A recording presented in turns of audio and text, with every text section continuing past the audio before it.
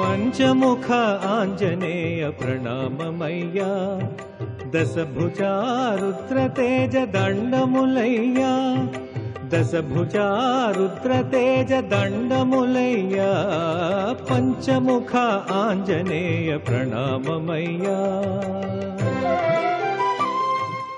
రామం రామానుజం సీతాం భరతం భరతానుజం సుగ్రీవం వాయుసూనుంచ ప్రణమామి పునః పునః. తరుణారుణముఖకమలం కరుణారసపూరపూరితాపాంగం సంజీవనమాశాసే మంజులమహిమానమంజనాభాగ్యం. శివాయ గురవే నమః. శ్రీమాత్రే నమః. శ్రీ విష్ణురూపాయ నమః శివాయ. శ్రీరామ జయ రామ జయ జయ రామ. 100 యోజనాల సముద్రాన్ని ఆంజనేయ స్వామి వారు లంఘించి అక్కడ ఉన్నటువంటి త్రికూటాద్రిపై చేరి అక్కడి నుంచి లంకను పరిశీలిస్తూ ఉన్నారు. ఆ లంక త్రికూటాద్రి యొక్క ఒక శిఖరంపై విశాలముగా నిర్మించబడినది. ఆకాశంలోనే అది ఉన్నదా అనిపించినట్లుగా దివి దేవపురీం యథా, ఆ స్వర్గలోకం ఏ విధంగా ఉన్నదో ఆ విధంగా భాషిస్తున్నది. పైగా అనేక రకమైన రక్షణ వ్యవస్థ దానికి ఉన్నది. శతఘ్ని శూలకేశాంతం, శతఘ్నులు మొదలైనటువంటి అనేకములైన ఆయుధ వ్యవస్థలు అక్కడ రక్షణగా ఉన్నాయి. కోట బురుజులతో శోభిల్లుతున్నది. ఇది నిర్మించిన వాడు విశ్వకర్మ అనబడే దేవశిల్పి. మనసేవ కృతాం లంకాం నిర్మితాం విశ్వకర్మణ. మనసేవ కృతాం లంకాం, విశ్వకర్మ మనస్సుతో నిర్మించిన నగరం అన్నారు. ఇక్కడ మనస్సుతో అంటే మనసు పెట్టి నిర్మించిన నగరం అని. మనసు పెట్టి చేసినప్పుడు మరింత ఏకాగ్రంగా గొప్పగా చేస్తారు. అలాగ మనసు పెట్టి చేశాడు అని అర్థం చెప్పవచ్చు. అంతే కదా, మరొక అర్థం కూడా చెప్పచ్చు. కొందరు మనస్సులో చాలా ఊహిస్తారు, ఊహించిందంతా సాధించడం మహా కష్టం. మన మనస్సులో అద్భుతమైన భవనాలు కట్టచ్చు, కానీ బయట అందులో ఒక ఇటుకు కూడా పెట్టలేం. కానీ ఇక్కడ విశ్వకర్మ మనసేవ, మనస్సుతో ఊహించి దాన్ని యథాతథంగా నిర్మించాడా అన్నట్లుగా ఉంది అని అర్థం కూడా ఇక్కడ చెప్పుకోవచ్చు. అలాంటి నగరానికి ఉత్తర ద్వారం వైపు వచ్చేట, అంటే పూర్తిగా లంకలో ప్రవేశించలేదు ఆంజనేయ స్వామి వారు. అక్కడి నుంచే ఆ ఉత్తర ద్వారాన్ని గమనిస్తున్నాడు. ద్వారముత్తరమాసాధ్య చింతయామాస వానరః. ఉత్తర ద్వారం వైపు వచ్చి ఆ లంకను పరిశీలిస్తూ అనుకుంటున్నాడు. కైలాస్ శిఖర ప్రక్షాం ఆలిఖంతీమివాంబరాం, ఒక మహా కైలాస్ శిఖరం వలె ఉన్నది. ఆకాశాన్ని అంటుకుని రాసుకుంటున్నదా ఉన్నది. డీయమానామివాకాశం, అంతేకాదు ఆకాశంలో ఎగురుతున్నదా అన్నట్లు కనిపిస్తున్నది. ఉన్నతమైన భవనములున్నాయి. ఒకవైపు భోగవతిని గుర్తు చేస్తున్నది, మరొక వైపు అమరావతిని గుర్తు చేస్తున్నది. భోగవతి అంటే పాతాళ లోకంలో ఉన్నటువంటి నాగుల యొక్క దివ్య నగరం ఇది.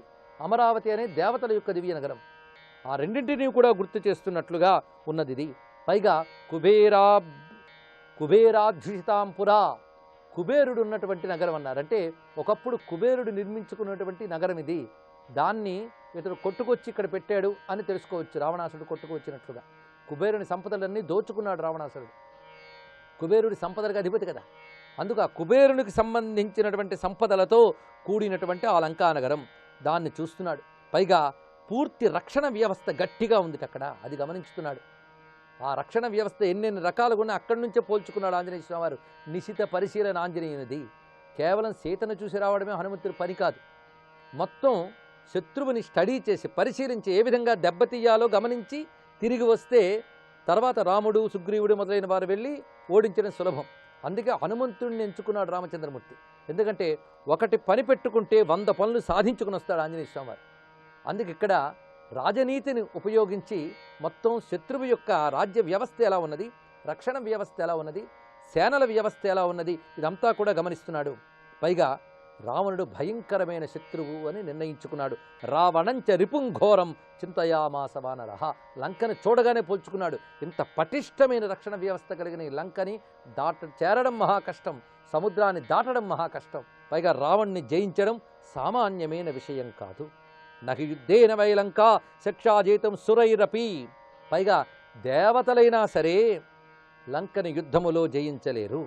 పైగా ఇది విషమం దుర్గాం లంకాం రావణ పాలితాం, ఇది భయంకరమైనది, చొరరానిదైనటువంటి రావణ పాలితమైన ఈ లంకని రాముడైనా చేరగలడా అనుకున్నట్టు ఒక్కసారి. ఎందుకంటే అక్కడ రాముడిని తగ్గించడం కాదు, లంక అంత దుర్భేద్యముగా ఉన్నది అని చెప్పడం.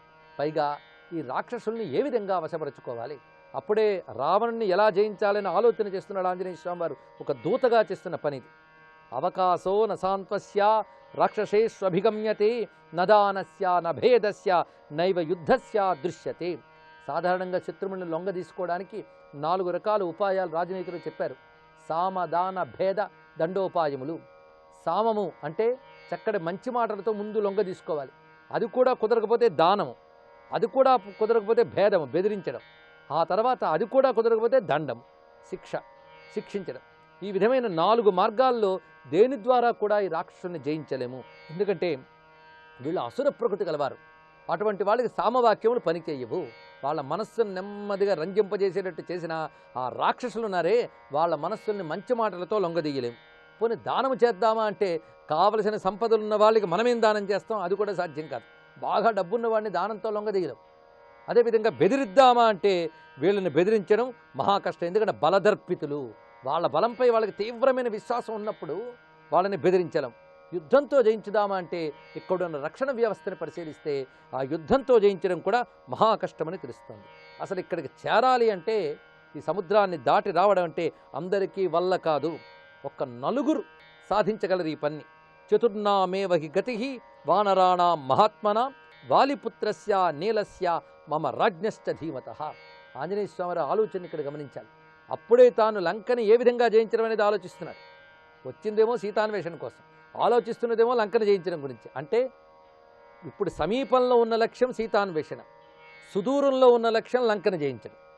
కనుక రెండింటినీ పరిశీలిస్తున్నాడు. లంకానగరాన్ని చూస్తూనే పరిశీలిస్తున్నాడు. ఇదే బుద్ధిమతాం వరిష్టమైనటువంటి ఆంజనేయుని యొక్క ఆ జ్ఞానము, ఔచిత్యము కనిపిస్తున్నది. వాలిపుత్రుడు అనగా అంగదుడు, నీలుడు, నేను, రాజు అయిన సుగ్రీవుడు, మేము 4 మాత్రమే ఈ సముద్రాన్ని దాటి ఇక్కడికి రాగలము అని చెప్తున్నాడు ఇక్కడ. అంటే వానర వీరుల్లో సముద్రాన్ని దాటగలిగేటువంటి సమర్థులు ఎవరు అంటే అంగదుడికి సమర్థత ఉంది. అది ముందే చెప్పుకున్నాడు. రాగలను కానీ తిరిగి వెళ్ళడంలోనే సందేహం అన్నాడు కదా. కనుక అంగదుడు ఇక్కడ రాగలడు, నీలుడు రాగలడు. ఈ నీలుడు గొప్ప శిల్పి, అతడు అంటే ఇంజనీర్, ఆర్కిటెక్ట్. ఆ కారణం చేత నీలుడు చేయగలడు. 2 నేను రాగలను.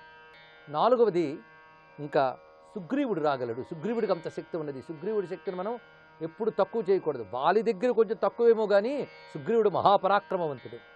కనుకనే ధీమంతుడైన రాజు అన్నాడు ఇక్కడ. అంటే సుగ్రీవుని పట్ల హనుమంతుడికి ఉన్న మర్యాద చూడండి. ఎందుకంటే ఆయన సుగ్రీవునికి మంత్రి అయిన వాడు ఆ విధమైన మర్యాద రాజుకి ఇవ్వాలి. హనుమంతుడి దగ్గర నేర్చుకోవాలి. అంతేగాని సుగ్రీవుడి కంటే నేనే చాలా బలమైన వాడిని కదా అని ఎక్కడ అహంకరించలేదు ఆయన. ఊహలో కూడా, ఇది ఊహలో కదా, ఊహలో కూడా సుగ్రీవుని కానిస్తున్న మర్యాద చూడండి. రాజ్ఞశ్చ ధీమతః, ధీమంతుడైనటువంటి రాజు అయిన సుగ్రీవుడు ఆయన రాగలడు. మేము 4 ఇక్కడికి రాగలం. అయినా ఇప్పుడు వాటి గురించి ఆలోచన ఎందుకులే, ముందు సీతమ్మ ఎలా ఉన్నదో చూడాలి. దాని గురించే నేను ఇప్పుడు ఆలోచించాలి. అంటే ఎంత దూరాలోచన చేశాడో అంతగా కర్తవ్యాన్ని కూడా గుర్తుపెట్టుకున్నాడు. ఇప్పుడు ముఖ్య కర్తవ్యం సీతను తెలుసుకోవాలి ఎక్కడున్నదో. ఇప్పుడు సీతను తెలుసుకోవాలంటే లంకలో ప్రవేశించాలి. లంకలో ఇప్పుడు ప్రవేశించే సమయం కాదు. ఎందుకంటే ఏది చేసినా సమయం, సందర్భం చూడాలి. అంతేగాని నాకేముంది, నేను పరాక్రమంతుడిని ముందుకు దూసుకుపోతే పనులు దెబ్బతింటాయి. ఆంజనేయుడి దగ్గర నేర్చుకోవాల్సింది మరొకటి. గిరిశృంగే స్థితస్తస్మిన్ రామస్యాభ్యుదయే రతః. కేవలం రామకార్యం పైనే దృష్టి పెట్టినటువంటి ఆంజనేయ స్వామి వారు అనుకుంటున్నారు, అనేన రూపేణ మయా నశక్ష రక్షసాం పురి. నా యొక్క పెరిగిన రూపంతో కానీ నా సహజ రూపంతో కానీ లంకలో ప్రవేశించలేం. పైగా రాక్షసులు చాలా అప్రమత్తంగా కాపలా కాస్తున్నారు. కనుక ఈ రూపంతో కూడా నేను వెళ్ళలేను.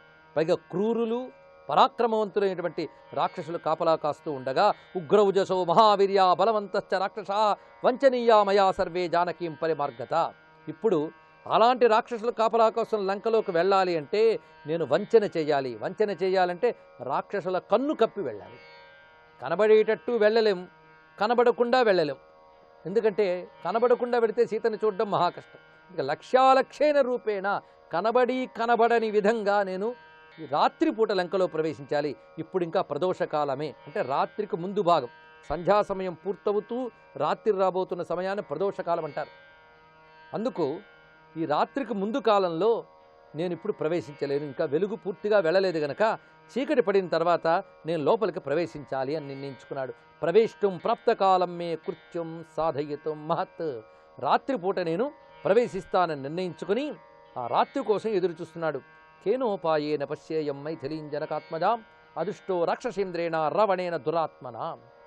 ఏ విధంగా సీతని చూడాలి అనే ఆలోచన చేస్తూ రాత్రి కోసం ఎదురు చూస్తున్నాడు ఆంజనేయ స్వామి. అటువంటి హనుమకు నమస్కరిస్తూ సర్వం సీతారామాంజనేయ చరణారవిందార్పణమస్తు. జై వీర హనుమాన్.